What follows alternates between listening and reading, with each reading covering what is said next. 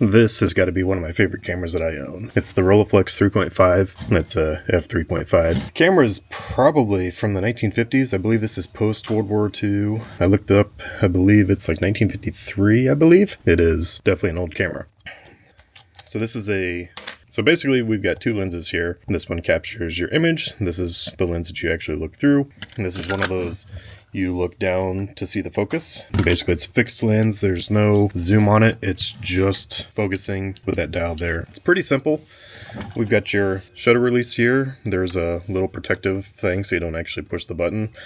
You can get a cable to screw into that to kind of do a remote shutter with your hand. We wind the camera like this, so it's basically just kind of a half wind and then it's back, and then you hide that back down. I've actually got film in this. It's on frame 3, so I won't be showing you right at this moment taking a photo. I'm actually testing this because I sent 2 rolls in to be developed to a place, and both of those returned completely blank. Like there was nothing on them at all. Like it wasn't even overexposed or improperly exposed or anything like that. No light leaks, no nothing. It was like they were brand new rolls of film. So I am not sure if that was my fault, the camera's fault, or the developer's fault. I'm going to test a roll of black and white film in this. I can actually develop that, and once I do that, I will know for certain what happened. I do not believe it's my fault. I do not believe it's the camera's fault. I do know it has a sticky shutter, so it will hold open, but there should at least have been a couple images on there roll.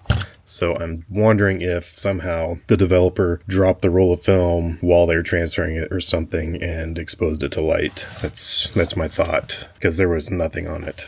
We got your focus dial on the side here, and like I said, you look through it. It's got 2 different levels of focusing, so you can look straight down into this, and sometimes you can get a general idea of the focus, but sometimes you really need to look and see what you're focusing on. It actually has this little built-in magnifying glass at the top here, so you can actually look down at like a normal camera viewfinder, and you can get your focus on there. The other cool thing is you don't always have to look down into this. So this is like one of those waist, cameras. So you hold down at your waist and you look down into it. By holding the camera up, you can look through that. But then it's got a cool another little feature here that if I push this back, so now I can view through this little lens, it angles the mirror down so I can actually look through it kind of at eye level.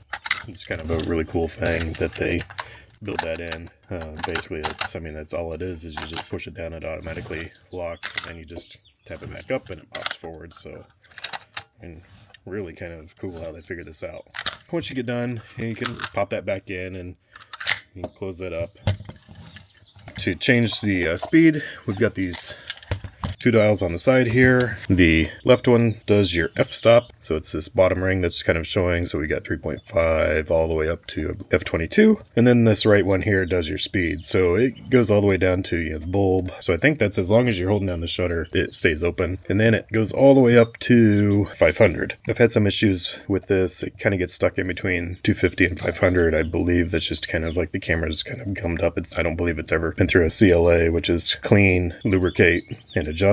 I need to do that to send it, because again, I'm not too sure if it's the camera's problem or not, but I do know the shutter will stick open sometimes. Since I have film in this, I'm not going to do this because I don't want to ruin the current film that I've got in there. But to take the film out, you slide this lever over, and that basically unlocks it, so you can take this lever, pull it down, and then the whole back flips up, and then you've got the start of the roll here. You wind it up through the rollers, and then you've got your take-in roll up here. So you have to transfer your old roll up here, feed it in. We've got this to kind of like start it, so you can kind of like tighten up the tension, and then we give it a couple winds. You can see the paper backing, which shows the number. You close it back up, and then you just keep winding until it stops. Somehow, again, I don't know how they figure this out, but there's no battery in this. There's no window so you can see what frame you're on. This actually just knows what frame it needs to stop at. So that's pretty cool. The coolest feature about this camera is not any of the features directly on the camera, it's the actual camera itself. And first time I took this out, I took this camera out to the Indiana State Fair. And since it's a waist shot camera, I always heard that if you wanted shots where you're kind of more inconspicuous and people won't pay attention to you, because how many times do you hold up your phone, your camera, just a regular DSLR, and everybody just is always magnetized to the camera. They always have to look at the camera, and it doesn't matter where you're at, what you're doing. You hold that up to your face, people are looking at you. With this camera, people don't do that. They do look at it. I did. This camera has gotten the most comments I've ever gotten on a camera before. I think I was stopped by 7 people to ask about this camera specifically. I had a kid ask what it was. I've had a couple people ask how old the camera was. Had one person pointing out that they used to own a camera just like this. So, I mean, it's cool. If you want a conversation starter shooting film, this is the camera to get. But again, like I said, as you're holding the camera at your waist, you can stand in the middle of a crowd and just take shots and people will not notice you. It's crazy like how invisible this camera is. And looking at these shots that I'm showing you now, that's exactly what happened. I went to the most public trafficked places that I can find at the Indiana State Fairgrounds. Stood in the middle of traffic. People didn't pay attention to me. They walked around me, but they never looked down at the camera. So I had got my focus already set and everything, and I knew where I wanted people to stand when I took the photo, and I just waited for people to walk in that spot and I would take a photo. So if you want some of the coolest shots where people aren't paying attention to you, this is the camera to get.